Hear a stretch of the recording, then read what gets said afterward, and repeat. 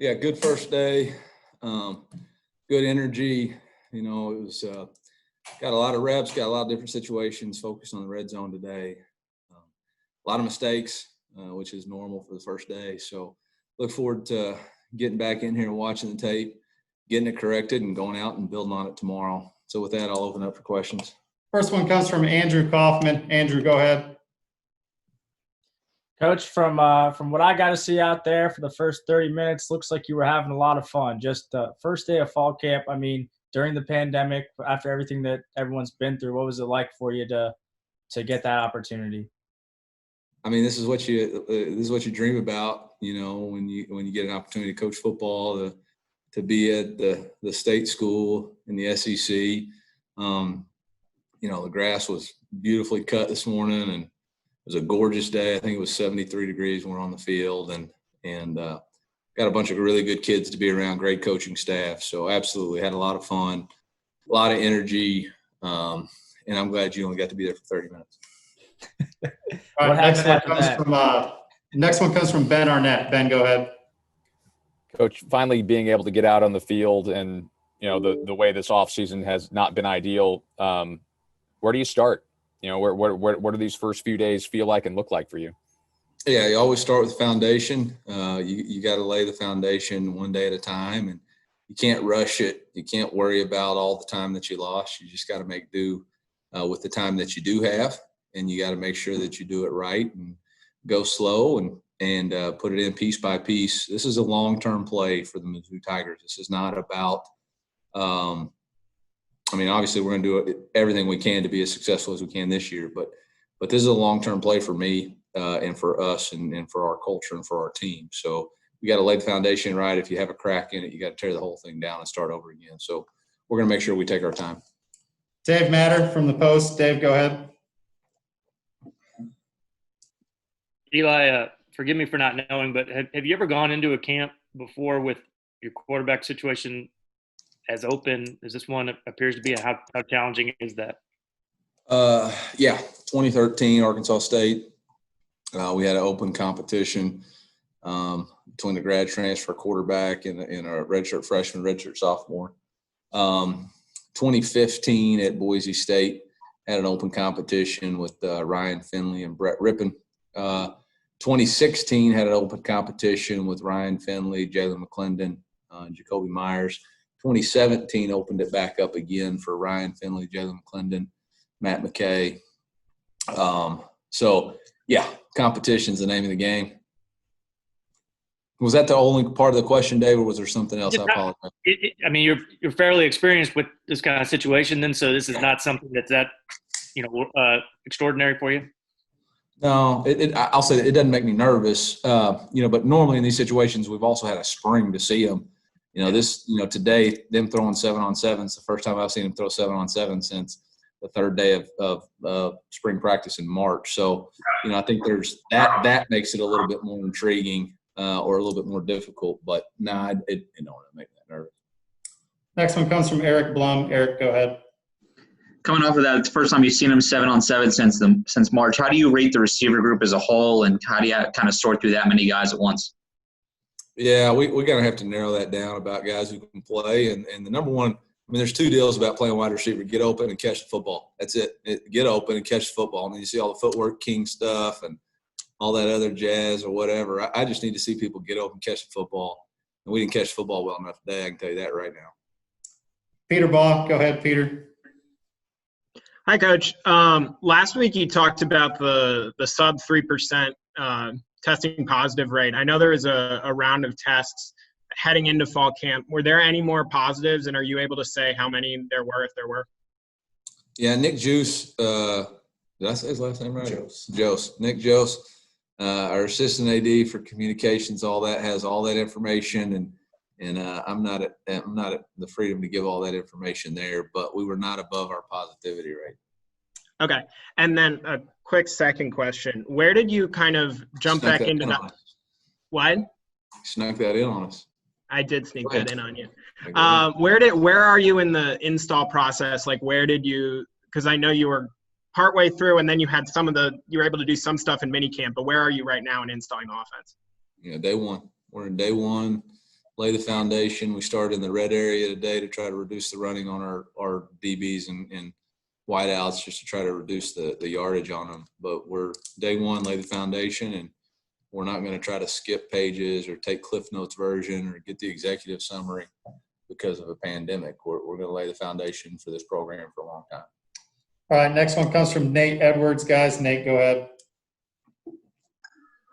Hey, Coach, I was just curious, as far as the new guys on the team, what kind of achievements do they need to hit to earn a number on their jersey? Whenever their position group and position coach deems that they've earned a number, they just bring it to me and we give it to them. So today was the first day of that process.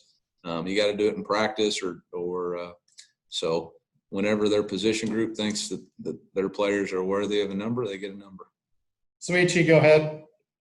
Hey, Eli. Yeah, I was just wondering, when quarterback, the biggest, most important position is such a question mark, how much are you leaning on the running back positional group, just with, having established guys, especially with Larry being established leader on this team already?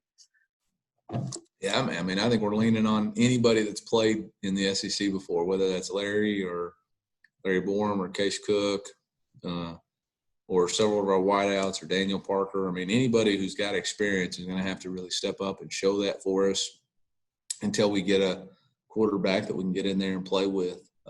So that obviously means our defense is going to have to continue to step up. We've got a lot of returning starters over there and a defensive scheme that's still intact, so we're going to need those guys to continue to step up.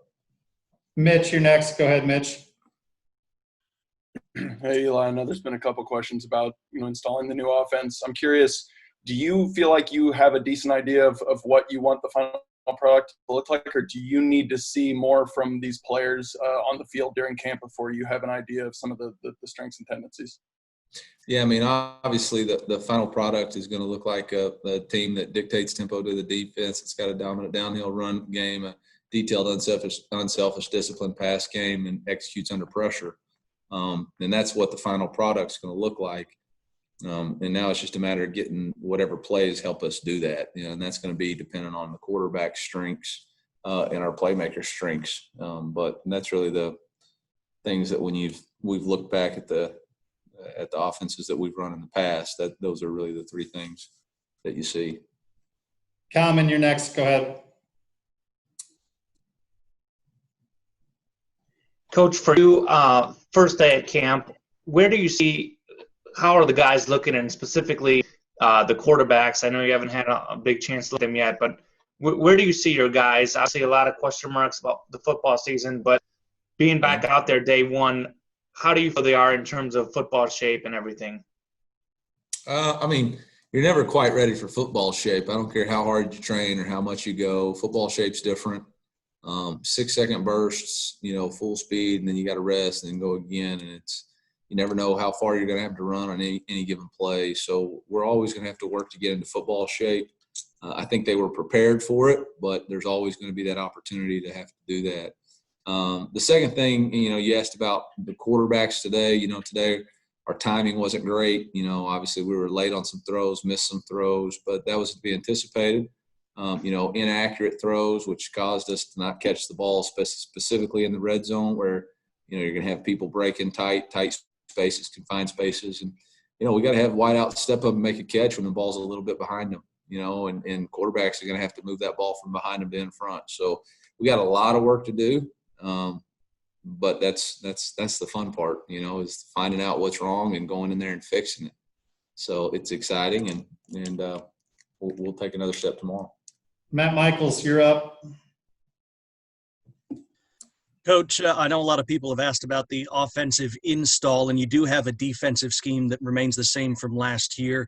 Do you feel that there's more of a learning curve for the offense because the defense kind of knows what its base is, or does that cut both ways, and you might see the defense struggle a little bit because they're facing new concepts every day in practice?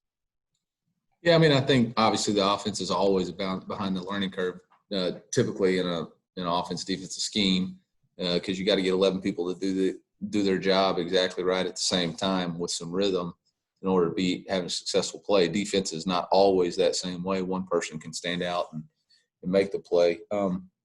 But, yeah, I mean, I think Coach Walters and Coach Gibbs and the defensive staff have done a really nice job of making sure these guys are not complacent and challenging them new schemes and new ideas, and making sure that they're on top of their game. And yeah, we give them some new stuff, some new problems that they always have to work on.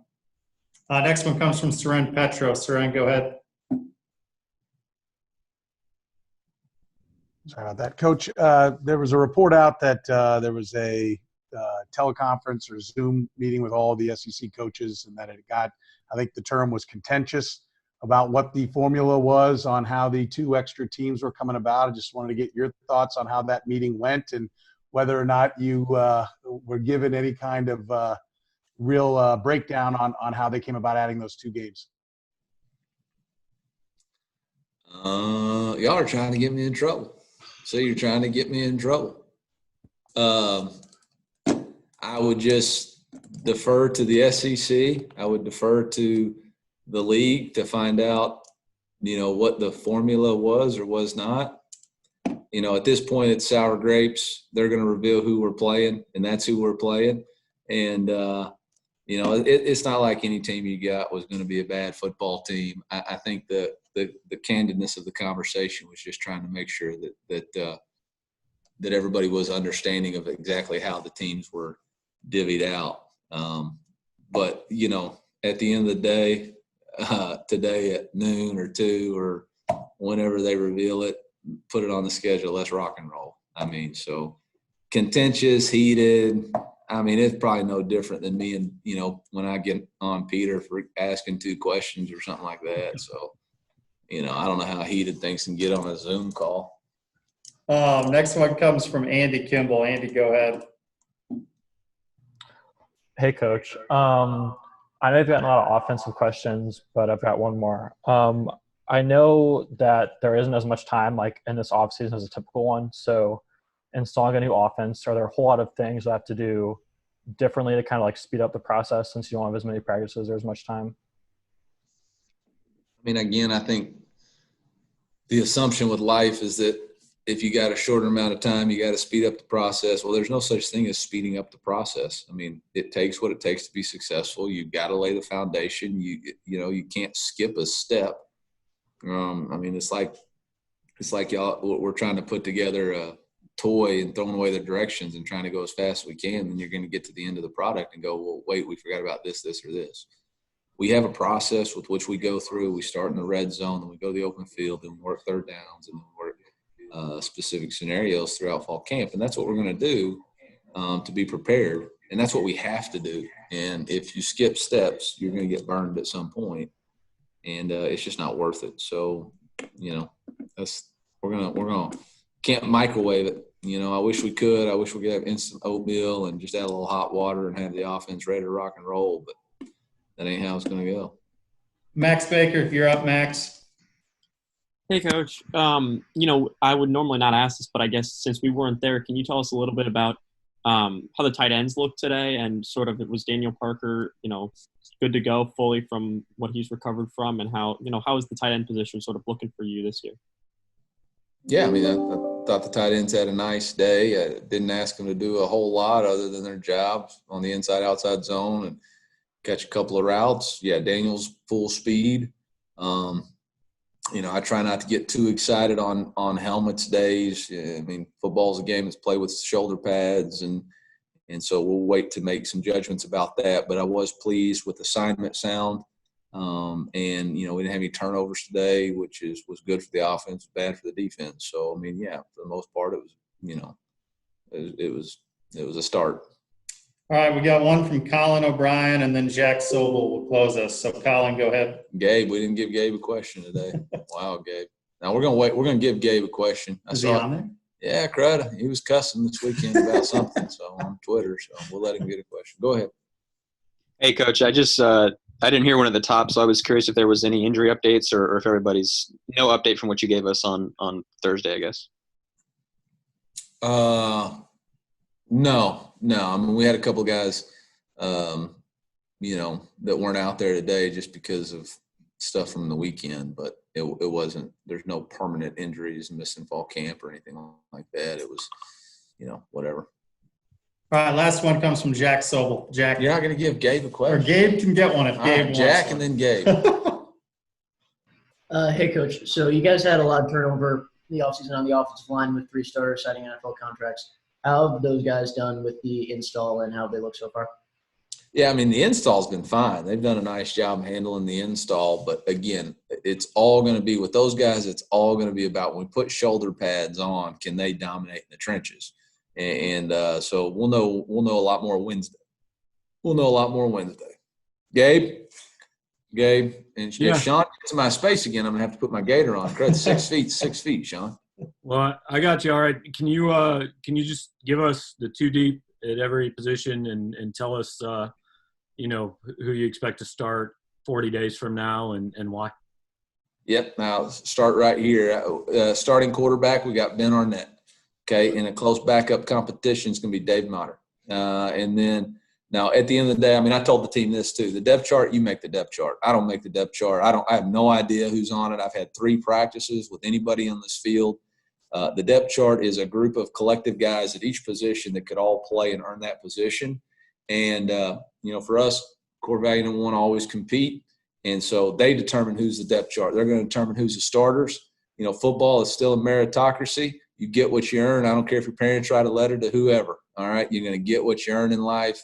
You get to be the starting player if you're the best player and can help us win in Faroe Field. And that's just how it goes. All right. Thanks, guys. Hey, if you missed anything and you need some more information, tune in to Inside the New Zoo tonight at 7. We'll see if Sean